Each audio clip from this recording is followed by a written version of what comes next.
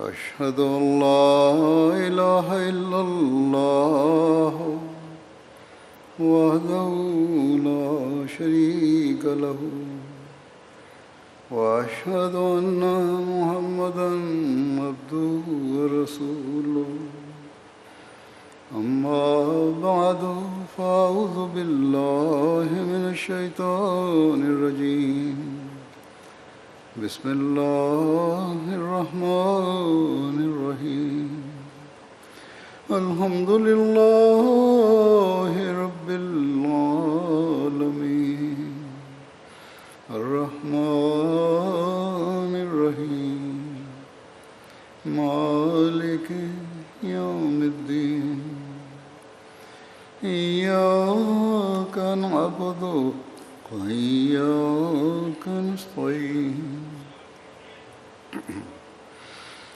اهدنا الصراط المستقيم صراط الذين أنعمت عليهم غير المغضوب عليهم ولا الضالين.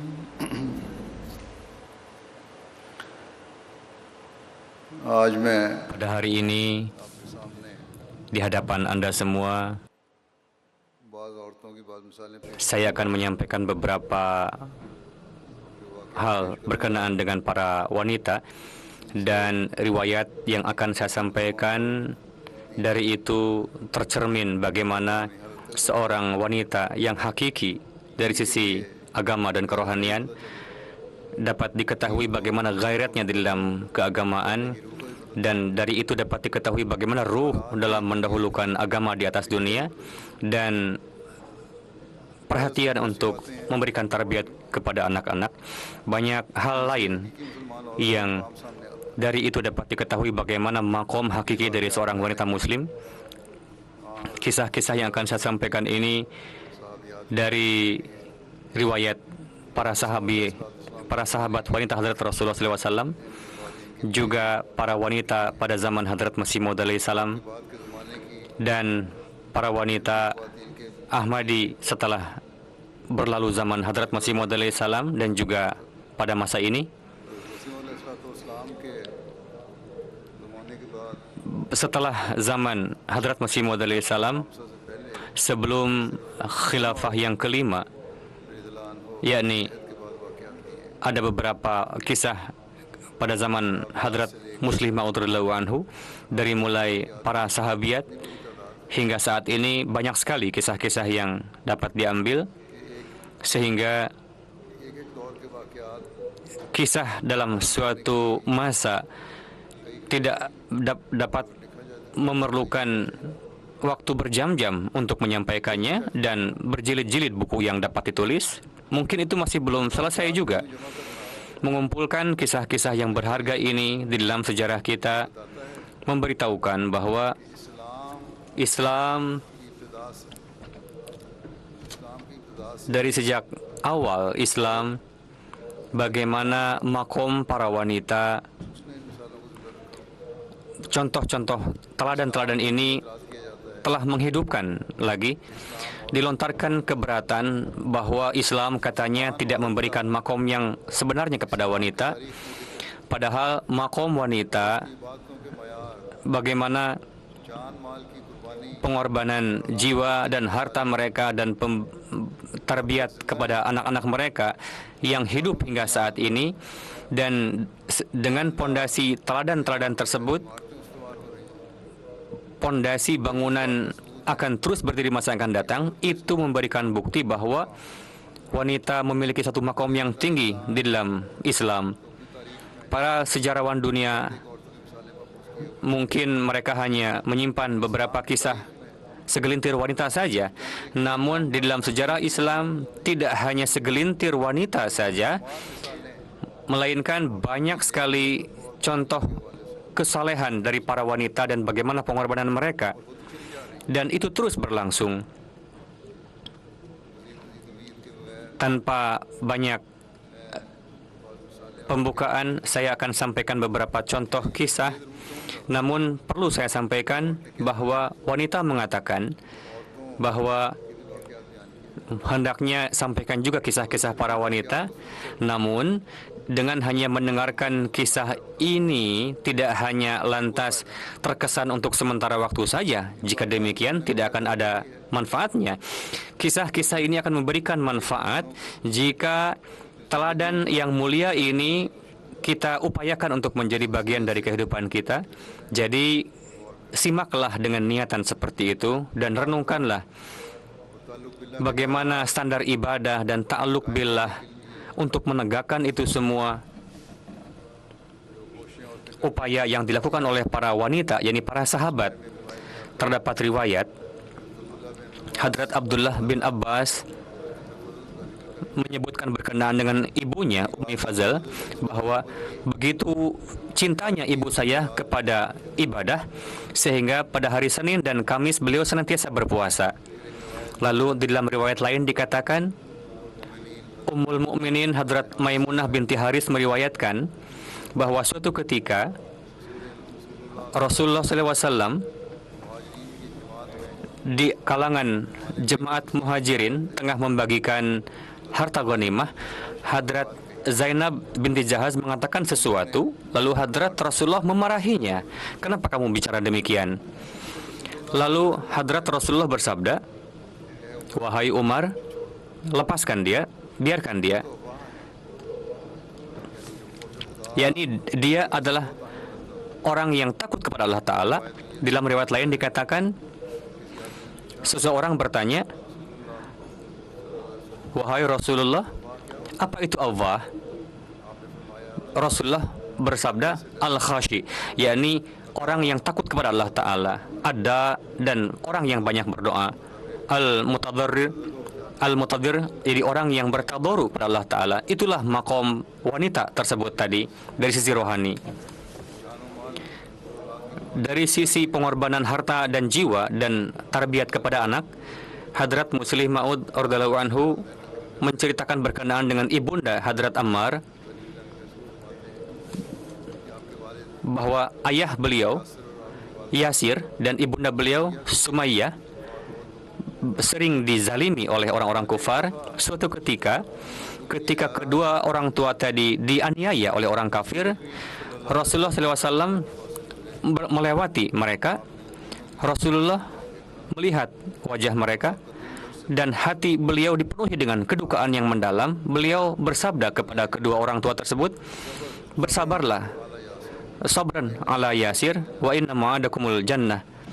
Wahai Yasir, wahai keluarga Yasir, bersabarlah kalian. Allah Ta'ala telah mempersiapkan surga bagi kalian. Dan nubuatan ini tergenapi tidak lama kemudian karena Yasir setelah dianiaya akhirnya wafat. Namun tetap saja orang kafir tidak bisa tahan lagi sehingga istrinya Sumayyah tadi dianiaya.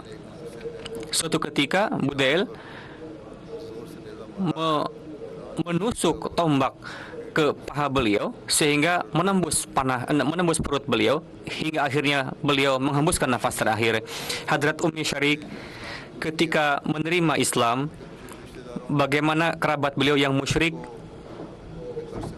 menangkap beliau dari rumah lalu mengendarakan di atas unta yang sangat ganas, lalu tidak memberikan air walaupun hanya setetes, lalu dijemur di atas terik panas matahari sehingga kesadarannya hilang. Lalu beliau hingga 3 hari diperlakukan seperti itu dan akhirnya mengatakan, ketika kamu keluar dari Islam maka akan kami maafkan, katanya. Ummi Syarik malah menjawab, saya tidak bisa faham ucapannya. Ya, karena saya sudah hilang kesadaran. Saya mendengar beberapa kalimat, lalu dikatakan ke atas langit kepada saya bahwa untuk meninggalkan tauhid. Beliau malah bersabda, demi Tuhan, saya tidak akan pernah meninggalkan tauhid. Seperti itulah wanita pada zaman Rasulullah dalam menegakkan tauhid.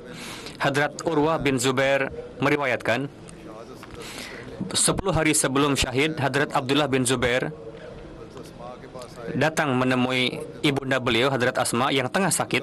Hadrat Abdullah bin Zubair menanyakan mengenai kabar kesehatannya. Hadrat Asma mengatakan, saya sangat menderita saat ini. Hadrat Abdullah bin Zubair mengatakan,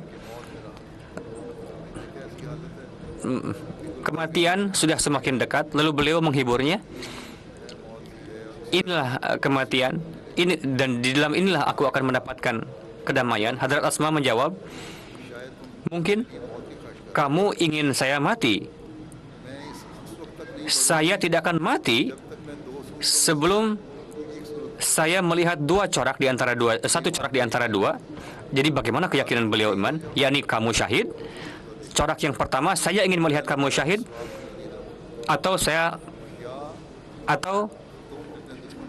kamu dapat memenangkan musuh kamu sehingga mata saya menjadi sejuk. Hadrat Urwah mengatakan, mendengar hal itu, Hadrat Abdullah bin Zubair melihat saya dan tersenyum.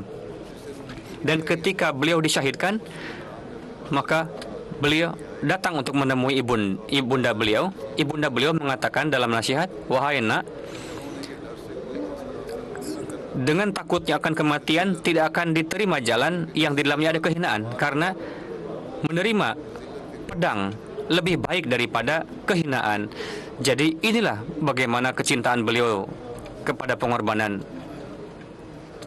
Sekalipun pada masa-masa awal, bagaimana para wanita pada masa awal, Hadrat Muslim Maud menjelaskan satu kisah, yakni ketika Hadrat Rasulullah kembali dari medan Uhud, para wanita Madinah dan anak-anak keluar dari kota untuk menjemput beliau. Hadrat tali kekang unta Rasulullah dipegang oleh seorang sahabat Rasulullah SAW yang bernama Sa'ad bin Mu'az, dan beliau berjalan di depan dengan penuh kebanggaan. Lalu ada ibu beliau yang pandangannya sudah tidak jelas, dikatakan bahwa wajah anak Anda sudah syahid di perang Uhud. Wanita itu berdiri di hadapan para wanita dan melihat ke sana ke sini dan mencari tahu di mana Rasulullah SAW. Sa'ad bin Mu'az beranggapan bahwa ibunda saya akan mendapatkan kabar akan kematian anaknya, lantas akan bersedih. Untuk itu beliau berkeinginan untuk supaya Rasulullah menyadarkannya dan menghiburnya. Lalu ketika pandangan beliau tertuju kepada ibunya, beliau mengatakan, wahai Rasulullah, ini ibu saya. Wahai Rasulullah, ini ibu saya. Lalu Rasulullah bersabda sambil yang melihat ibunya yang sudah kurang jelas pandangannya, wahai ibu, sungguh duka karena putra Anda telah wafat syahid di perang tersebut. Ibu tersebut tidak dapat melihat ke sana kemari. Akhirnya pandangan beliau tertuju kepada wajah Rasulullah, lalu mendekat dengan Rasulullah dan bersabda, wahai Rasulullah, ketika saya melihat Anda selamat, Anda anggaplah bahwa saya telah melupakan musibah. Coba perhatikan bagaimana wanita yang pada masa tua rentak seperti itu, bagaimana semangat beliau dan bersandar kepada putranya yang menjadi tumpuan. Putranya malah disyahidkan. Beliau malah mengatakan bahwa apalah sedih dengan ditinggalkan anak, yang penting Rasulullah SAW selamat. Jadi kematian anak saya tidak akan menyebabkan kematian saya. Namun pemikiran bahwa Rasulullah SAW masih hidup dan putra saya telah syahid mengorbankan jiwanya demi untuk menyelamatkan Rasulullah, ini akan memperkuat jiwa saya. Jadi seperti itulah pengorbanan agung dari para wanita awalin Islam. Hadrat Zanira Ghami termasuk para wanita pada masa awal. Beliau pada masa awal Islam telah menerima Islam. Orang-orang musyrik sering menganiaya beliau. Dikatakan bahwa beliau adalah budak wanita Banu Makhzum, dan Abu Jahal biasa menganiayanya, dan dikatakan bahwa beliau adalah budak hamba sahaya Abu Abduddar. Ketika menerima Islam, pandangan beliau hilang. Atas hal itu orang musyrik mengatakan, Lata dan Uzza katanya disebabkan karena mengingkari Lata Uzza sehingga wanita ini dibutakan oleh dewa kami katanya, oleh sembahan kami. Karena dia baiat masuk Islam katanya. Lalu Hadrat Zanirah mengatakan, Lata dan Uzza bahkan tidak tahu siapa yang menyembahnya. Jadi begitu kuat keimanan beliau. Ini merupakan kehendak Allah Ta'ala. Saya sakit, saya menderita, pandangan saya hilang, dan Rabb saya mampu untuk mengembalikan pandangan saya lagi. Jadi saya tidak akan pernah meninggalkan Tuhan yang Maha Esa ini. Lalu pada keesokan harinya, pada pagi hari ketika beliau bangun, Allah Ta'ala mengembalikan lagi pandangan beliau. Betul-betul sembuh, dapat memandang lagi. Lalu orang Quraisy mengatakan, ini disebabkan karena sulapnya atau sihirnya Muhammad katanya, sehingga penglihatannya sudah kembali pulih katanya. Hadrat Abu Bakar melihat penderitaan wanita itu yang diderita oleh beliau. Beliau akhirnya membebaskan wanita tersebut. Dan bagaimana bertahan di dalam menjalani penderitaan demi agama, terdapat satu riwayat dalam hal ini. Hadrat Abu Bakar melewati seorang budak belian wanita Banu Muammar, itu dari kabilah Banu Adi. Wanita budak belian tadi orang Muslim, majikannya menyiksanya supaya meninggalkan Islam. Hadrat Umar pada saat itu masih musyrik, belum masuk Islam. Beliau pun biasa menyiksa orang-orang Islam saat itu, dan beliau biasa memukuli wanita tersebut. Ketika lelah, Hadrat Umar, saya meninggalkan kamu karena saya lelah katanya. Jadi begitu beliau bertahan dari segala penderitaan, sehingga Hadrat Umar yang begitu gagahnya memukuli wanita tersebut, namun beliau tetap tidak mau meninggalkan agama Islam. Akhirnya Hadrat Umar lelah dan meninggalkannya. Wanita itu mengatakan, menjawab kepada Hadrat Umar, Allah Ta'ala pun akan memperlakukan kamu seperti ini juga katanya. Lalu Hadrat Abu Bakar membeli dan membebaskannya. Namun Allah Ta'ala menyukai kebaikan Hadrat Umar dan akhirnya menjadikan Hadrat Umar menjadi Islam, sehingga perlakuan tidak dapat. Bagaimana pengorbanan para wanita dalam mengorbankan anak-anak mereka? Hadrat Muslim Maud menjelaskan kisah di dalam untayan kata beliau. Pada zaman Hadrat Umar, ketika di Irak terjadi peperangan di Maqam Qadsiyah, Kisra membawa gajah. Dengan begitu gajah banyak membunuh orang-orang Islam. Akhirnya umat Islam memutuskan, apapun yang terjadi, kita tidak akan mundur dari medan perang sebelum dapat mengalahkan musuh. Ada seorang wanita, Hadrat Khansa namanya, membawa 4 putranya ke medan perang dan mengatakan kepada 4 putranya, wahai anak-anakku yang tercinta, ayah kalian telah menghancurkan hartanya dalam seluruh hidupnya. Ketika ayah kalian meninggal, dia tidak meninggalkan harta apapun. Kita miskin, saat itu saya muda. Ayah kalian tidak meninggalkan harta warisan, dan dia tidak memperlakukan dengan baik saya ketika hidupnya, dan saya membesarkan kalian. Dan jika sesuai dengan tradisi Arab saya ditangkap, maka tidak akan ada yang dikeluhkan.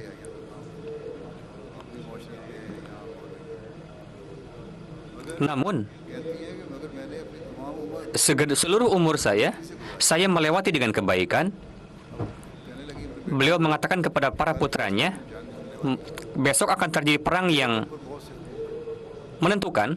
Banyak sekali hak saya bagi kalian. Jika harus kalian menghadapi musuh, jika kalian kembali dengan membawa kemenangan, maka aku akan katakan kepada Allah Ta'ala bahwa saya tidak akan memberikan hak saya kepada para wanita. Dengan begitu, wanita tersebut mempersiapkan keempat putranya untuk berperang, dan ketika anak lalu wanita itu pergi ke hutan, lalu sujud berdoa kepada Allah Ta'ala, dan wanita itu mengatakan, "Ya Tuhanku, saya telah mengirimkan keempat anak saya untuk mengkhidmati Engkau, namun Engkau berkuasa untuk mengembalikan mereka dalam keadaan hidup." Lalu Allah Ta'ala memberikan karunia kepadanya, yakni umat muslim mendapatkan kemenangan, dan keempat putranya kembali dalam keadaan selamat. Jadi, bagaimana keberanian merupakan buah dari keimanan seorang wanita tersebut. Orang-orang beranggapan bahwa najat dunia berkaitan dengan Islam. Sekalipun terbunuh, kami tidak akan peduli sedikit pun.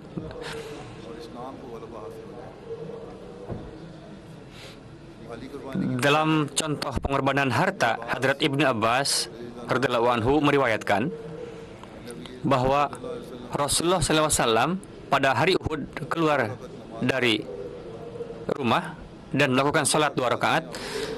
Sebelum itu beliau belum melaksanakan salat nafal, lalu beliau pergi kepada para wanita. Bersama beliau ada Hadrat Bilal. Lalu beliau memberikan nasihat kepada para wanita dan memerintahkan mereka untuk bersedekah.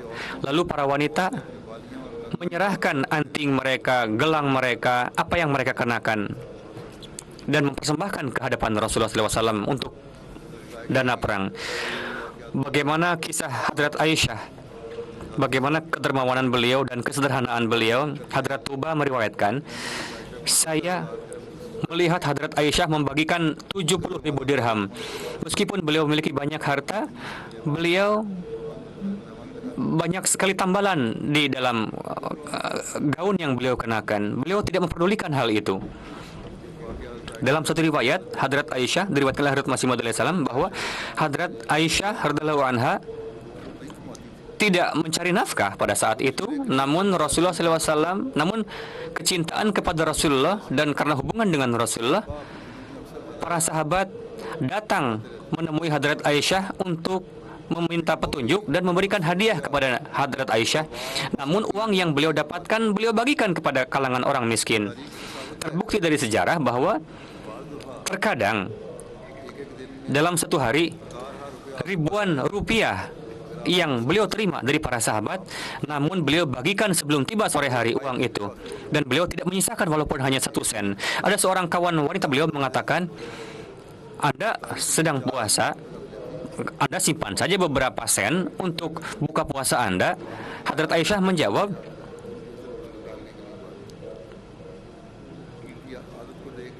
melihat hal itu, suatu ketika keponakan beliau mengatakan yang tadinya akan menjadi pewaris hartanya, mengatakan Hadrat Aisyah mengembalikan seluruh harta tersebut, yakni ketika kabar tersebut sampai kepada Hadrat Aisyah, Hadrat Aisyah melarang supaya dia datang ke rumahnya, dan beliau tidak lama kemudian sahabat tadi mohon memaafkan orang itu. Lalu atas memelasnya sahabat tadi akhirnya memaafkan keponakan beliau, namun bersabda, karena saya telah berjanji jika saya memaafkan saya akan membayar kafarah atau uang tebusan. Untuk itu saya katakan apapun harta yang akan datang kepada saya, kesemuanya akan bagikan kepada orang-orang miskin untuk memenuhi kebutuhannya. Ummi Amarah, bagaimana keberanian beliau dan bagaimana tarbiyat kepada putra-putri beliau dan bagaimana teguhnya keimanan beliau. Kita temukan kisah-kisah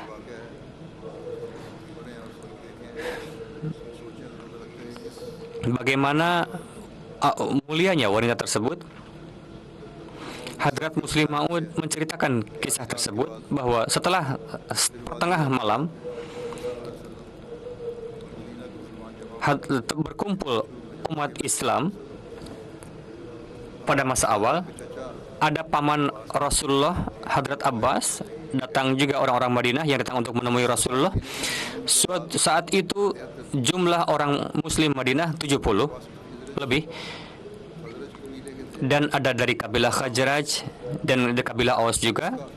Dan dari kafilah tersebut ada juga dua wanita yang diantaranya adalah Ummi Ammarah dari Bani Najjar, karena dengan perantaraan Mus'ab sudah sampai rincian mengenai Islam kepada mereka dan mereka telah matang dalam keimanan.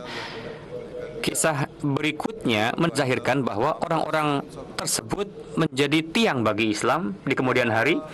Ummi Ammarah yang ada pada saat itu, beliau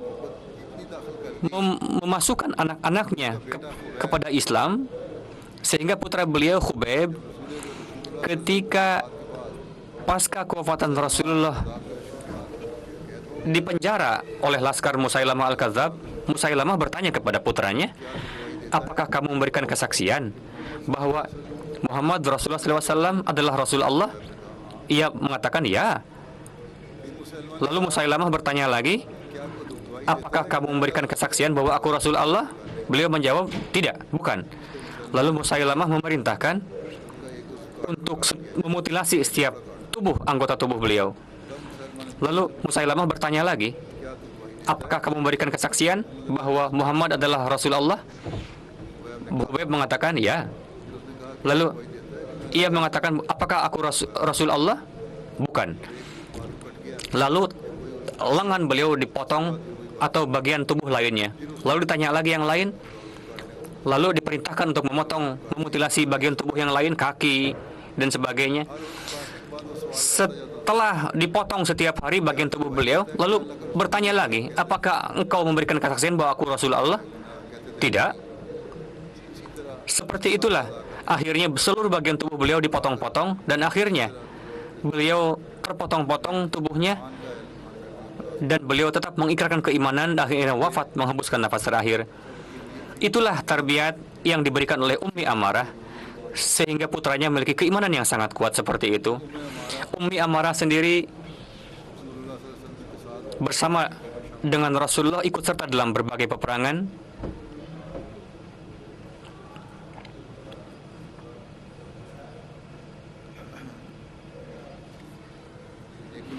Bagaimana standar dalam kebaikan? Terdapat riwayat Ibnu Abi Mulaikah meriwayatkan, Hadrat Asma pernah mengatakan bahwa saya biasa bekerja di rumah Hadrat Zubair. Beliau memiliki seekor kuda yang biasa saya urus kudanya. Tidak ada urusan lain yang lebih sulit dari mengurus kuda. Saya membawa rumput dan mengurus kuda tersebut. Lalu perawi mengatakan, beliau menemui seorang pelayan wanita, lalu Hadrat Asma mengatakan, ia tidak memberhentikan saya dari mengurusan kuda. Lalu ada orang lain datang kepada saya, wahai Ummi Abdullah, saya seorang yang miskin, saya ingin. Hadrat Asma mengatakan, jika saya memberikan izin kepada engkau, maka Hadrat Zubair akan mengingkarinya. Kamu datang saja dan bertanyalah di hadapan Hadrat Zubair. Tidak lama kemudian, ia mengatakan, wahai Hadrat Zubair, saya adalah orang miskin, saya ingin berbisnis dengan Anda. Hadrat Zubair mengatakan kepadanya, apa yang terjadi? Kenapa kamu melarang orang ini untuk berbisnis? Lalu diizinkanlah orang tersebut, hingga laki-laki tersebut maju dalam usahanya. Lalu saya mengirim seorang pelayan wanita kepada Hadrat Zubair, datang kepada saya. Beliau memberikan beberapa uang kepada saya. Hadrat Asma mengatakan, uang yang datang kepada saya ini setelah saya sedekahkan sebelumnya. Jadi setelah datang wanita yang untuk membantu pekerjaannya, namun karena perlu akhirnya dijual, dan setelah dijual uang yang diterima beliau tidak membelanjakan untuk diri sendiri. Suami beliau meminta tidak diberikannya, saya telah menyedekahkannya katanya. Jadi wanita tersebut mengurusi orang miskin tadi dan tetap menjaga rumah tangga suaminya dan tidak menzahirkan kecintaan kepada harta meskipun beliau sendiri miskin. Seperti itulah teladan.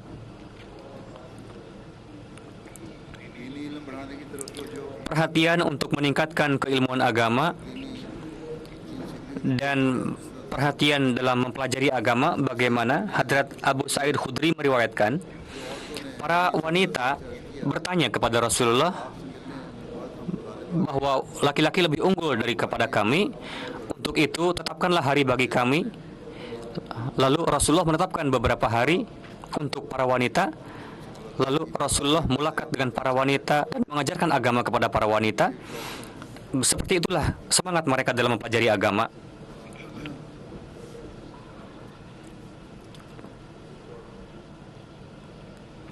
Hadrat Khalifatul Masih yang kedua, di dalam tafsir beliau menulis dalam ayat 32 surah An-Nur, Islam tidak memerintahkan supaya wanita dikurung di rumah.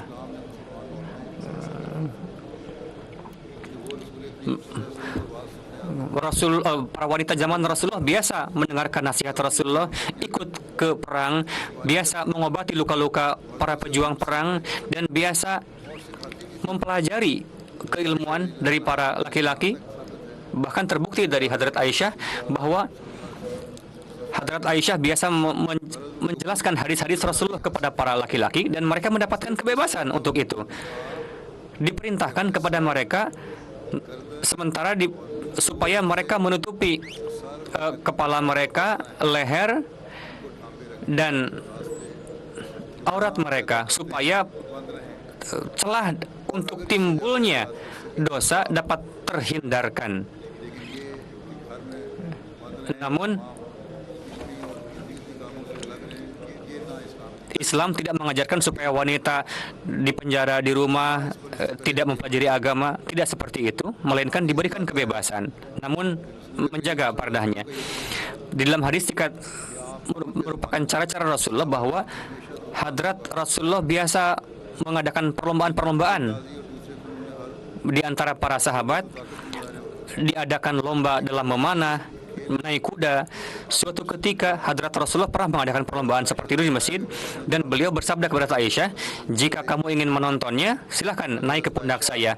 Lalu Hadrat Aisyah menaiki pundak Rasulullah dan duduk di atas pundak Rasulullah dan melihat pemandangan perlombaan para sahabat.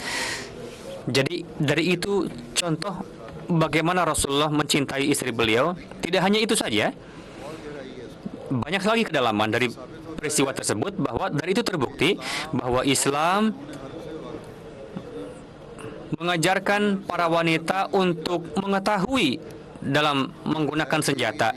Itu diperlihatkan kepada para wanita supaya mereka tahu bagaimana dalam menggunakan pedang dan bagaimana ketika menghadapi peperangan, supaya ketika tiba saatnya para wanita dapat membela negerinya.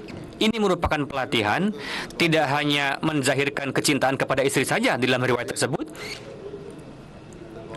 supaya hati mereka yang tadinya takut ketika mendengarkan suara meriam atau ketika melihat pedang, lantas bagaimana mereka akan mengirim anak-anaknya ke medan perang jika mereka sendiri takut, para wanita ini.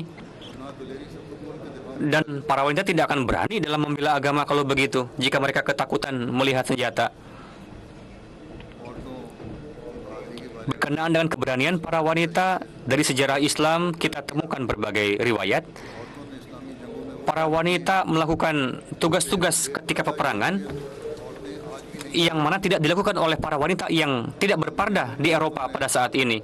Para wanita Islam melakukan segala, bahkan yang tidak dapat dilakukan oleh para wanita Eropa sekalipun.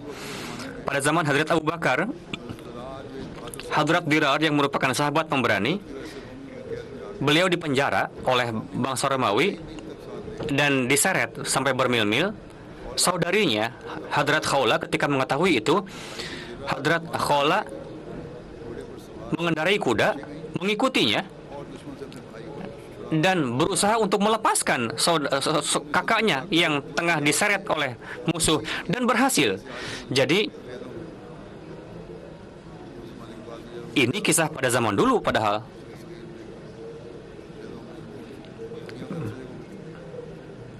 Namun tentara musuh tengah menangkap seorang sahabat, adapun kakak adik perempuannya menyelamatkan kakak laki-lakinya itu sendiri dengan menghadapi beberapa musuh, lalu berhasil membebaskannya.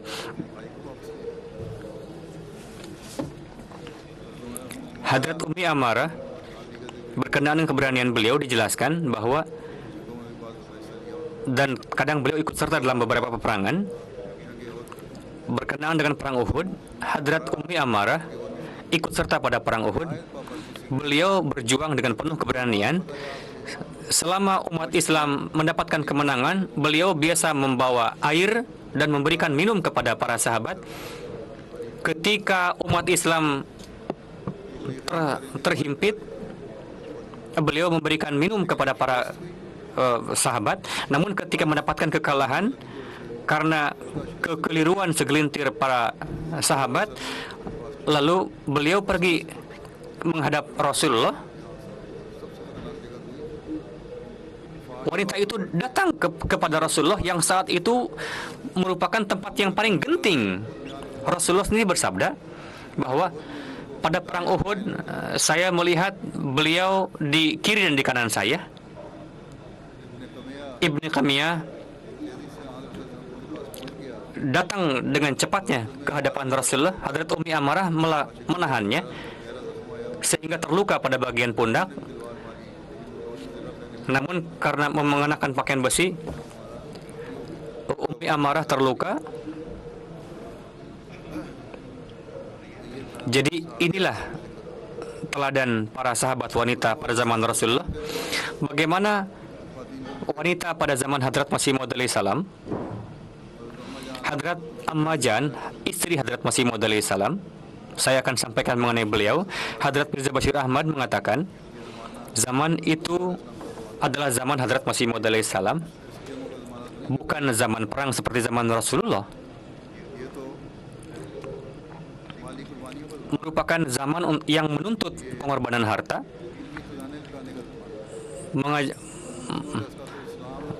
Hadrat Masih Maud alaihi salam,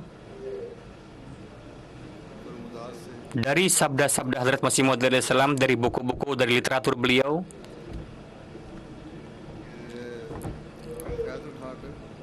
para wanita mengambil keberkatan, dan itu merupakan zaman untuk membungkam dalil-dalil musuh pada saat ini. Bagaimana ini merupakan zaman pengorbanan harta yang menuntut untuk itu, dan yang terutama zaman untuk menaruh perhatian yang kuat terhadap doa. Hadrat Masih Maud alaihi salam bersabda bahwa keunggulan kita adalah berkat doa-doa. Hadrat Mirza Bashir Ahmad Sahib meriwayatkan, Hadrat berkenaan dengan sisi yang utama Hadrat Ammajan adalah solat dan nawafil dan surat-surat nafal, ibadah-ibadah nafal.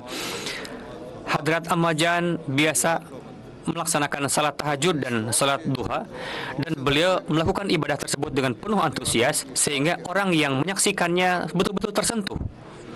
Bahkan selain salat-salat nafal, ketika mendapatkan kesempatan, beliau mendapatkan ketenangan dari salat, dan Hadrat Ammajan sangat cenderung kepada doa, dan beliau dengan penuh sering mendoakan jemaat dan putra-putri beliau dan untuk kemajuan jemaat ini. Di dalam doa-doa pribadi beliau, doa-doa yang sering terucap dari beliau adalah Ya Hayyu Ya Qayyum birahmatika nastaghits, yakni wahai Tuhanku yang Maha Hidup, wahai Tuhan yang menganugerahkan kehidupan, aku meminta sandaran dari Engkau. Berkenaan dengan kondisi Hadrat Ammajan ketika bulan Ramadan, dikatakan Hadrat Nawab Mubarakah Sahibah menulis bahwa pada bulan Ramadan Hadrat Ammajan sering memberikan makan kepada orang-orang. Beliau sering melakukan sedekah, dan selain Ramadan, beliau pada hari-hari lain pun sering melakukan sedekah dan khairat, dan beliau biasa memberikan makan kepada para pelayan beliau. Dan ketika Hadrat Masih Maud bersabda, orang yang melakukan sedekah khairat pada awal tahun, maka dia akan mendapatkan kelapangan sepanjang tahun setelah itu. Jadi itu merupakan prinsip yang beliau sampaikan, yakni biasakanlah untuk bersedekah dan khairat pada awal tahun, sehingga sepanjang tahun ke depannya Allah Ta'ala akan memberikan kelapangan kepada kalian semua. Hadrat Chaudhry Muhammad Zafrullah Khan Sahib berkenaan dengan baiat beliau menuturkan, ketika ayah saya kembali dari pengadilan, beliau bertanya kepada ibunda beliau, apakah Anda pergi untuk berziarah ke kuburan Mirza Sahib? Ibunda beliau mengatakan, saya pergi, katanya. Ayah beliau mengatakan, apakah kamu tidak baiat kepada Mirza Sahib? Ibunda beliau mengatakan, alhamdulillah, saya telah baiat kepada Mirza Sahib. Lalu ayah saya katanya menjahirkan kemarahan. Ibu saya mengatakan, ini adalah urusan keimanan. Kemarahan Anda tidak berpengaruh sedikit pun kepada Anda. Jika Anda marah kepada saya, silahkan lakukan apa saja, silahkan putuskan apa saja mengenai saya. Saya dalam urusan keimanan tidak sekali-kali akan meninggalkan keimanan saya kepada Mirza Sahib. Tuhan yang melindungi saya hingga hari ini, di masa yang akan datang pun Dia akan melindungi saya. Begitu matangnya keimanan ibunda Hadrat Chaudhry Zafrullah Khan. Putra beliau ada 2 yang wafat dan kisahnya panjang, namun beliau tetap tidak percaya pada ucapan seorang peramal dan tetap teguh pada keyakinan kepada Allah Ta'ala, yang akhirnya terlahir Hadrat Chaudhry Zafrullah Khan.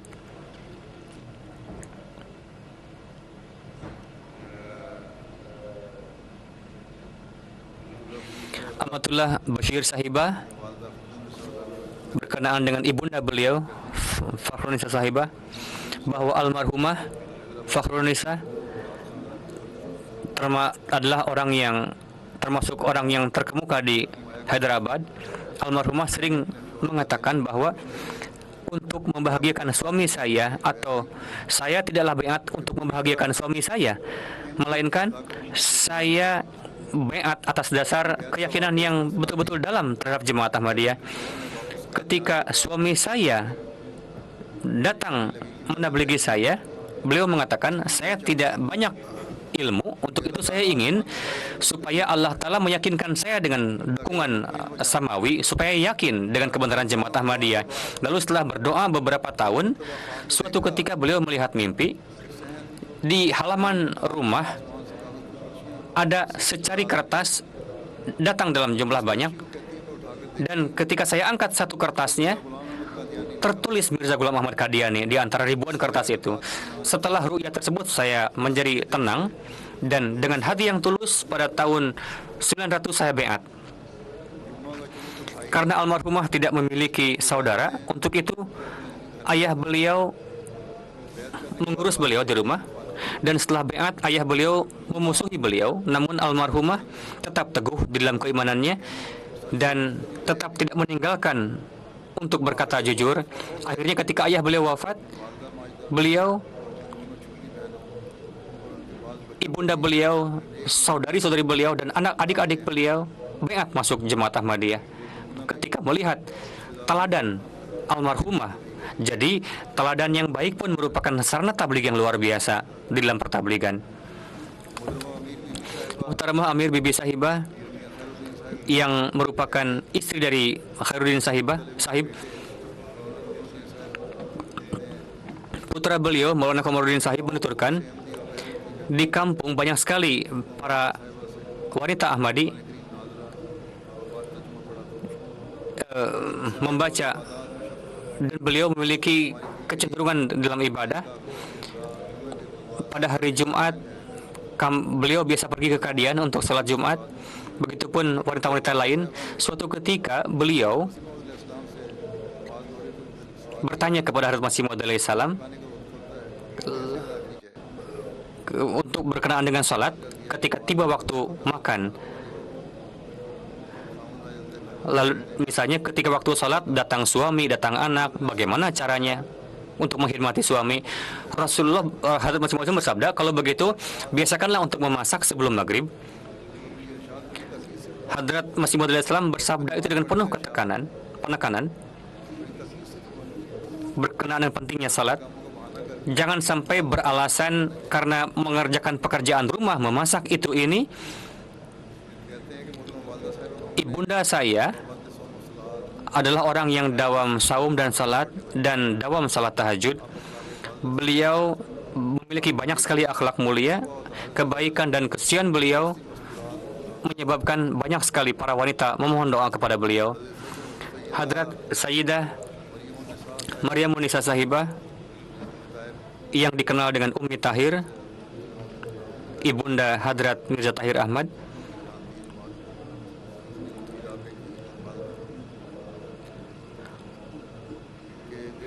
di hati beliau, bagaimana kecintaan beliau begitu dalam kepada Allah dan Rasul-Nya. Hadrat Mirza Bashir Ahmad menuturkan, suatu ketika saya memperdengarkan hadis kepada beliau.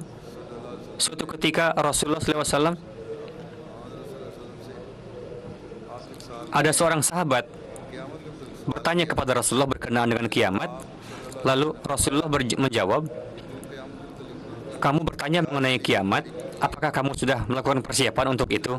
Ia menjawab, wahai Rasulullah, jika dengan persiapan yang dimaksud itu adalah sholat puasa, saya tidak bisa mengatakan apa-apa. Saya tidak tahu apakah ibadah saya akan diterima atau tidak. Ya, yang saya pasti ketahui adalah saya di dalam hati saya mencintai Allah dan Rasul-Nya. Lalu Rasulullah bersabda, jika memang itu benar, bahwa kamu mencintai Allah dan Rasul-Nya, maka aku berikan kabar suka kepadamu bahwa manusia tidak akan dapat dipisahkan dari kekasihnya. Kamu pasti akan menemuinya pada hari kiamat atau di hari akhirat nanti. Hadrat Mirza Bashir Ahmad mengatakan, saya melihat ketika saya memperdengarkan hadis tersebut kepada almarhumah, wajah beliau betul-betul bergembira dan secara spontan mengatakan, saya mendapati hati saya seperti itu. Saya katakan, Anda mubarak atas nubuatan Rasulullah karena Anda akan mendapatkan kekasih Anda di akhirat nanti. Berkenaan dengan pengorbanan harta, Hadrat Muslim Maud radhiyallahu anhu meriwayatkan bahwa suatu ketika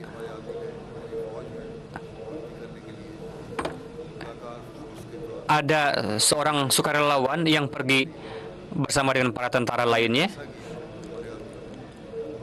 lalu melakukan suatu gerakan, yakni bahwa kami akan pergi untuk bergabung dengan pasukan Pakistan. Kaum yang tidak biasa bertempur, terkadang orang merasa takut untuk menuliskan namanya untuk ikut serta bergabung dalam peperangan. Lalu dilakukanlah gerakan, orang-orang menulis nama, namun orang semua terdiam. Tidak ada orang yang berani untuk mendaftarkan namanya untuk ikut berperang. Ada seorang wanita janda yang memiliki seorang putra yang tidak, ketika dia melihat berkali-kali Mubalik Ahmadi menggerakkan hati orang-orang, namun tidak ada orang yang berani tampil, wanita itu berdiri dan mengatakan kepada para anak pria, wahai kalian, kenapa kalian tidak bicara? Tidak dengarlah kalian, khalifah menyuruh kalian untuk berperang. Lalu banyak sekali anaknya yang mendaftarkan namanya, sehingga setelah itu banyak sekali para pemuda Ahmadi yang mendaftarkan namanya untuk perang Pakistan. Dan akhirnya Hadrat Muslim Maud mengatakan bahwa wanita itu bukan dari kalangan para tuan tanah. Biasanya para tuan tanah biasanya tidak bisa berperang. Namun bagaimana meskipun beliau seorang bukan dari tuan tanah, beliau berani. Dan seorang janda meskipun memiliki satu putra dan tidak berharap akan mendapatkan putra yang lainnya, beliau mengatakan, ketika khalifah menyuruh kalian untuk datang ke perang, sekalipun saya akan kehilangan putra saya, kamu harus mendaftarkan nama kamu untuk ikut berperang. Ketika wanita itu mengatakan demikian, banyak sekali pria yang tadinya takut, mereka mulai mendaftarkan namanya untuk ikut berperang. Ketika kabar tersebut sampai kepada saya berkenaan dengan wanita tersebut, sebelum saya menutup surat yang ditulisnya, saya berdoa kepada Allah Ta'ala, "Ya Tuhanku, wanita janda ini mempersembahkan satu-satunya anaknya untuk melindungi negara ini. Ya Tuhan, kewajiban saya, aku pun berdoa kepada Engkau, ya Tuhan, jika diperlukan pengorbanan manusia, ya Tuhan, janganlah ambil anaknya, melainkan ambillah anak saya." Inilah doa Hazrat Muslim Maud. Lalu beliau bersabda, saya ingat pada tahun 53 di daerah Sialkot ada seorang wanita. Ia mengatakan kepada kami bahwa kampung kami telah terputus dari kampung lain dan para penentang telah memutus saluran air. Ada seorang pejabat tentara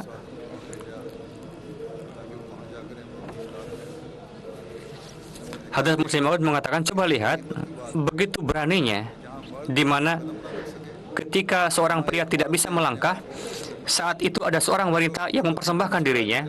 Saat itu para pria takut untuk keluar, namun wanita itu berangkat berjalan kaki dari Sialkot dan pergi ke Gujranwala, dan di sana sampai dengan cara apapun dan menjelaskan mengenai kondisi jemaat kepada kami.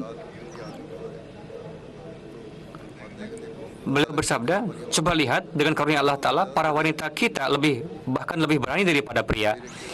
Lalu beliau bersabda, banyak sekali para mubalik yang tidak bisa diperkirakan bagaimana besarnya pengorbanan mereka, khususnya para mubalik yang pergi untuk bertabligh setelah beberapa saat menikah. Ada orang yang bertabligh selama 9 tahun, Hakim Fazlur Rahman Sahib, beliau menikah, dan beberapa saat setelah pernikahan, beliau diutus untuk tabligh. Saat beliau meninggalkan istri yang masih muda, namun ketika kembali, istri tadi sudah menjadi tua karena begitu lamanya. Menurut hemat saya, adalah bodoh jika ada orang yang tidak menghargai pengorbanan tinggi seperti itu. Berkenaan dengan contoh para wanita pada masa awal, Hadrat Muslim Maud menjelaskan sejarah. Beliau menyatakan bahwa ketika di Kadian Hindu dan Sikh menyerang, mereka para wanita dikumpulkan di suatu tempat, dan saat itu wanita tersebut lebih berani daripada pria. Berkenaan dengan para wanita itu dikabarkan bahwa ketika Sikh dan Hindu menyerang mereka, mereka mengusirnya, dan yang terdepan adalah para wanita yang biasa yang menjadi pengawasnya. Saat ini pun para wanita masih hidup.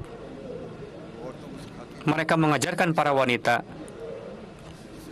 bagaimana caranya berperang, dan beliau menjadi komandan bagi para wanita. Meskipun peperangan bukan demi agama pada saat itu,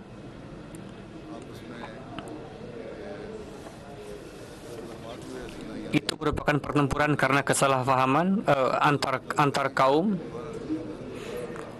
Ya, diikut sertakan juga urusan agama di dalamnya. Namun sejauh berkenaan dengan Ahmadiyah, kemenangan Ahmadiyah bukanlah karena pertempuran, melainkan karena amalan dan doa-doa. Perlu diingat, beliau menulis, tidak ada satupun pekerjaan yang tidak bisa dilakukan oleh seorang wanita. Wanita bisa bertabligh, wanita bisa mengajar, wanita bisa bertempur, dan jika dituntut untuk mengorbankan harta dan jiwa, mereka pun bisa berkorban.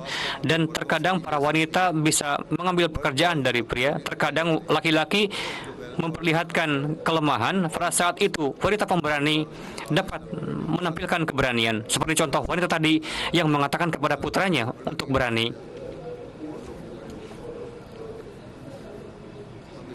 Sekarang berkenaan dengan contoh pada zaman ini, bagaimana para wanita setelah baiat teguh di dalam keimanan dan keilmuan dan berupaya untuk memberikan tarbiyat yang baik kepada putra-putrinya.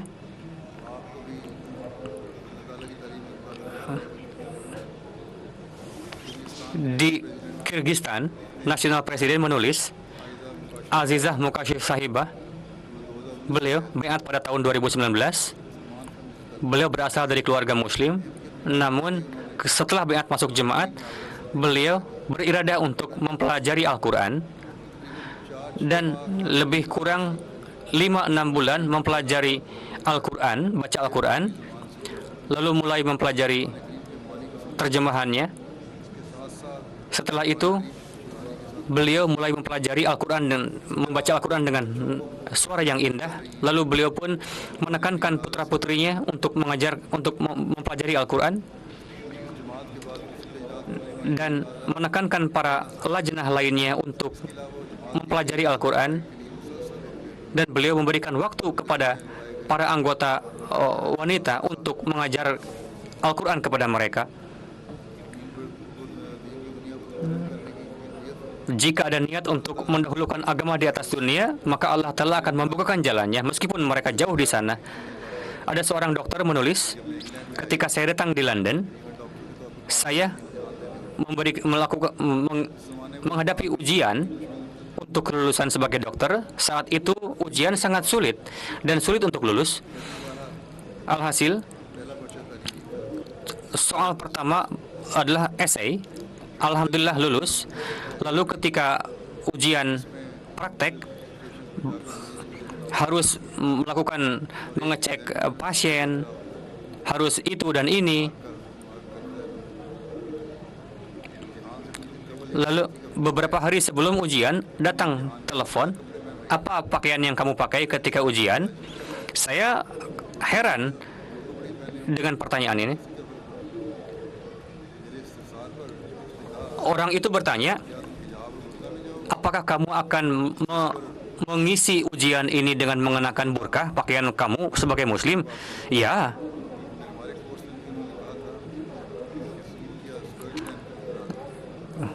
Karena pengajar kami mengatakan supaya datang dengan mengenakan jas. Saya tahu bahwa saya tidak akan membuka perdah saya,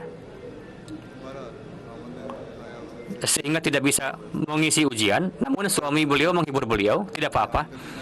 Ketika tiba saatnya untuk melakukan ujian, beliau mengisi ujian dengan mengenakan pakaian burkah. Dan alhamdulillah beliau lulus.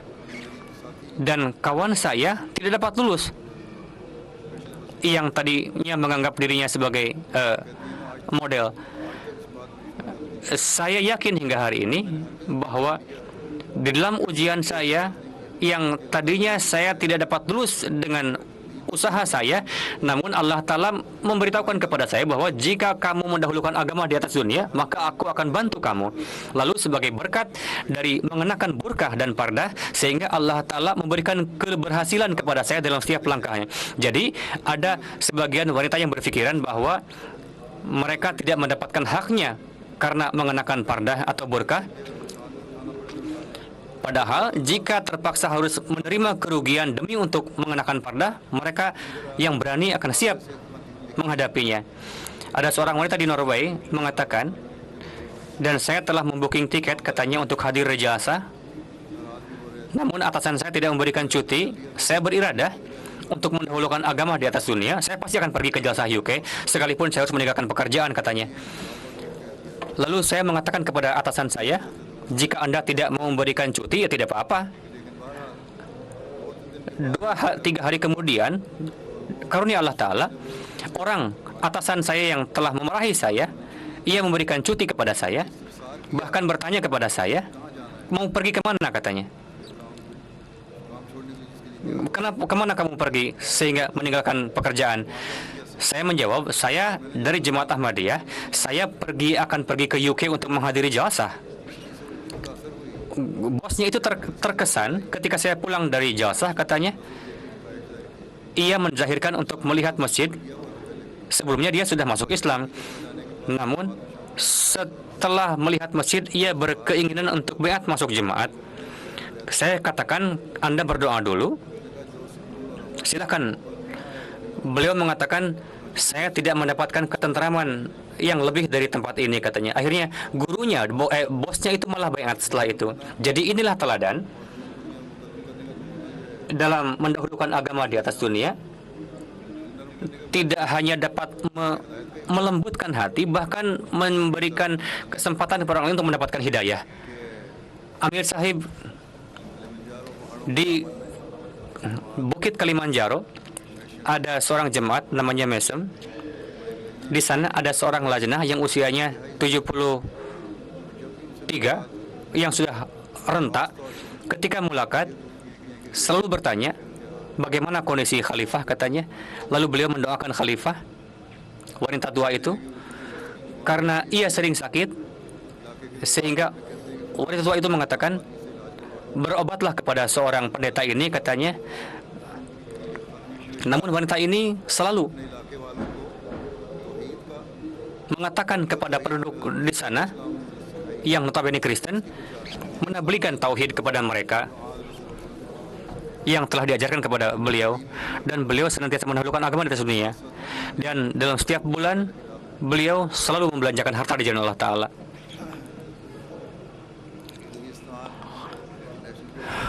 Presiden Kyrgyzstan, ada seorang wanita, Lilia Sahiba, berasal dari pada tahun 2013 baiat.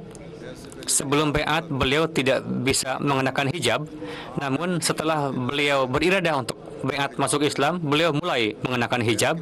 Setelah baiat, beliau ikut serta di jalsah Qadian, dan beliau pun berziarah di Baitul Maqbarah.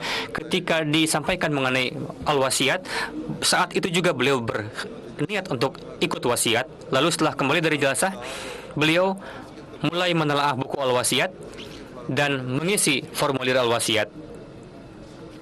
Selain itu, ikut serta dalam pengorbanan harta lainnya. Dari Ivory Coast, mualim lokal di sana menulis, ada satu jemaat, ada satu orang anggota jemaat, beliau bekerja di Embassy Burkina Faso, dan setiap cuti beliau pergi ke berbagai desa dan menablighkan jemaat kepada mereka. Suatu ketika datang ke Hoyo, beliau bertabligh di sana. Cara tabligh beliau adalah seperti seorang alim, ulama. Beliau sangat gemar tabligh, dan ketika waktu luang beliau bertabligh. Beliau membawa literatur di tas, lalu tabligh kemana-mana. Ada sebagian wanita bertanya, bagaimana kami bertabligh, katanya. Jika ada kegemaran, pasti akan mencari cara untuk tabligh. Inilah beberapa contoh yang saya sampaikan. Banyak sekali sebetulnya bagaimana keberanian para wanita di zaman ini pun dalam mendahulukan agama di atas dunia, dalam tarbiyat anak.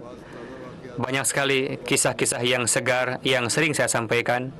Begitu juga kisah-kisah para sahabat saya sampaikan. Bagaimana mereka memberikan pengorbanan dan menegakkan contoh pengorbanan, mendahulukan agama di atas dunia. Jadi, faidah akan kita dapatkan jika setelah mendengarkan kisah-kisah ini, kita menarik manfaat darinya. Kisah-kisah tersebut jika dapat menciptakan ruh di dalam diri kita, seperti yang ditegakkan oleh para wanita masa awalin dan para wanita suci setelah zaman tersebut. Jika revolusi kebaikan akan timbul setelah mendengarkan ini, sehingga standar ketakwaan dan kebaikan menjadi tegak di dalam diri kita, dan timbul satu rintihan untuk menjadikan anak keturunan kita sebagai penerus. Tidak hanya obrolan keduniawian saja, tidak hanya menuntut hak saja, melainkan menaruh perhatian untuk memenuhi keinginan dan menciptakan revolusi rohani di dalam diri orang-orang, maka dunia pun akan menjadi pemandangan surga baginya, dan akhirat pun akan menjadi. Semoga Allah Ta'ala memberikan taufik kepada kita semua untuk dapat mengarungi kehidupan sesuai dengan kehendak Allah Ta'ala dan menjelaskan kehidupan. Mari kita दुआ berdoa. कर लें।